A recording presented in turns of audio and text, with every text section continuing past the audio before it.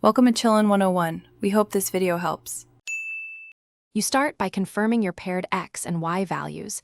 You need consistent units and at least 3 points to show a trend. Once done, pick a clear scale, use 0, 5, 1, 5 or 10 increments so marks are even and readable. Make sure to label both axes with units and add a concise title. Doing this now prevents confusion later. You'll also note any outliers immediately, because labeling and scaling correctly saves. Now plot each X, Y coordinate accurately. You want precise markers so the trend is clear. Once points are on the grid, connect consecutive points with straight lines. This shows change over time or input. Do not extend lines beyond your measured range. If you have multiple series, use distinct colors and add a legend.